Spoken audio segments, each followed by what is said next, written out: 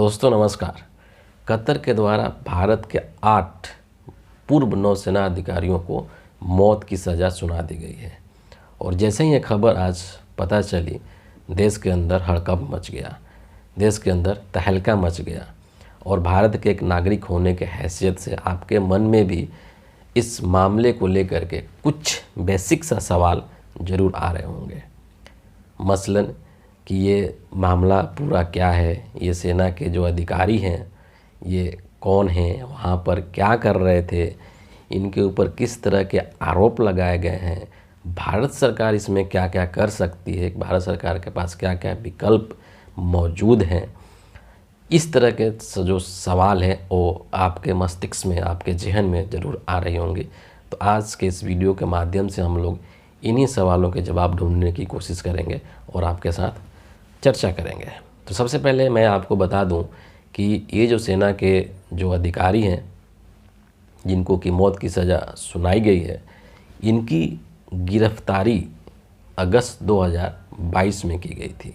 और ये जो गिरफ्तारी है वो कतर का एक खुफिया एजेंसी है, स्टेट सिक्योरिटी ब्यूरो।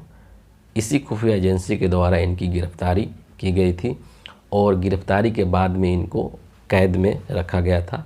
इसके बाद इसी साल यानी कि 2023 में मार्च में इस मुकदमे की सुनवाई को शुरू किया गया और अभी जो है इसको फांसी की सज़ा या मौत की सज़ा इनको दे दी गई है। तो एक तरह से ये मामला जो है 2022 का है और अभी जा कर के उस पर अंतिम निर्णय आया है।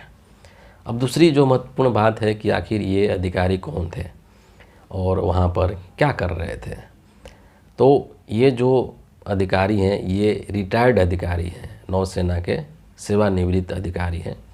और वहाँ पे एक कंपनी है अलधरा नाम की।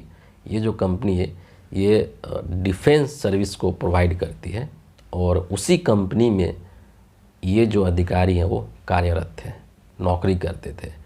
और आपको यहाँ पर ये चीज़ भी पता होना चाहिए कि ये जो कंपनी है ये एक प्राइवेट कंपनी है और ये जो लोग वहाँ पर जॉब कर रहे थे वो प्राइवेट जॉब कर रहे थे, यानी कि भारत सरकार के किसी भी असाइनमेंट के ऊपर ये लोग काम नहीं कर रहे थे, है ना। यानी कि भारत सरकार को ये लोग वहाँ पर रिप्रेजेंट नहीं कर रहे थे, भारत सरकार के किसी भी काम के लिए वहाँ पर ये लोग नहीं थे। ये लोग अपना निजी जॉब कर रहे थे, प्राइवेट जॉब कर रहे थे।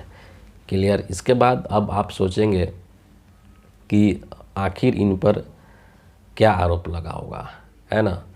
तो इस संदर्भ में जो भारत के विदेश मंत्रालय के जो प्रवक्ता हैं अरिंदम बागची, उन्होंने पुष्टि किया है कि क्या आरोप लगाए गए हैं और किस आरोप में इनको मौत की सज़ा दी गई है उसको सार्वजनिक नहीं किया गया है। यानी कि कतर के सरकार के द्वारा आरोप को सार्वजनिक नहीं किया गया है और ना ही इन अधिकारियों के परिवार वालों को ही पता है कि इनको किस आरोप में मौत की सज़ा दी गई है, इनके ऊपर क्या आरोप था। लेकिन यहाँ पर ये ज़रूर सोचने वाली बात है कि जब इनको मौत की सज़ा दी गई है तो हो सकता है कि इन्होंने जो है कोई बड़ी क्राइम की हो, तभी जो है मौत की सज़ा दी गई है। लेकिन इसकी पुष्टि न तो कतर सरकार के द्वारा की गई और न ही भारत सरकार के द्वारा की गई, बल्कि भारत सरकार ने इसकी पुष्टि भी की है कि आरोप को सार्वजनिक नहीं किया गया है। इस तरह से अब ये पूरा जो मामला है इसमें अब आप ये समझ सकते हैं कि ऐसी स्थिति में जब कि इस मामले को लेकर के और चर्चा जो जोरों पर है और सियासत जो है वो गरमा गई है, तो ऐसी स्थिति में क्या क्या विकल्प हो सकते हैं भारत के पास या भारत के सरकार के पास, मोदी सरकार के पास, भारतीय विदेश मंत्रालय के पास।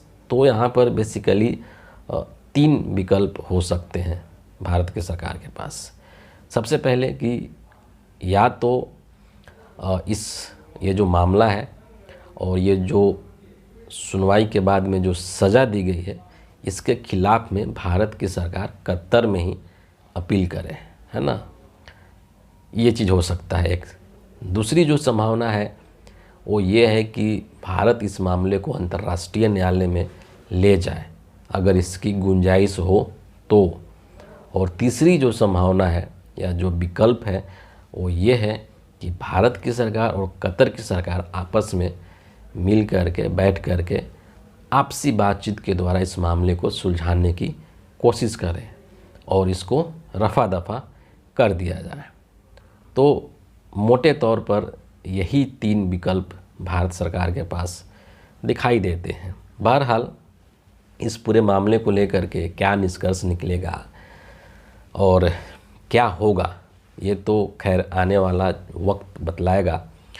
लेकिन वर्तमान में भारत सरकार के लिए ये बहुत बड़ा चुनौती है, बहुत बड़ा चैलेंज हो गया है कि अपने भूतपूर्व नौसेना के अधिकारियों की मौत की सज़ा को कैसे बर्खास्त करवाया जाए और उनकी स्वदेश वापसी को किस तरह से सुनिश्चित किया जाए।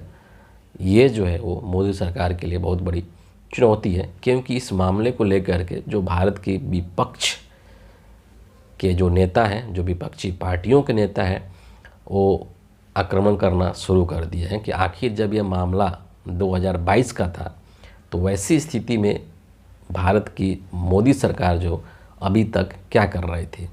उन अधिकारियों की जब गिरफ्तारी कर दी गई थी तो उनकी सुरक्षित देश वापसी के लिए सरकार ने क्या प्रयास किया, क्या प्रयत्न किया, है ना। या फिर देश की जो सरकार है वो 24 घंटे और हमेशा चुनावी प्रचार में ही व्यस्त है। तो इस तरह के जो मामले हैं उन पर ध्यान देने के लिए इनके पास वक्त ही नहीं है। और जयशंकर प्रसाद जो हैं, जो कि भारत के विदेश मंत्री हैं, ये क्या कर रहे हैं। इनके पास इतने समय होने के बावजूद भी इन्होंने क्या कदम उठाया ताकि उनकी स्वदेश वापसी हो सके।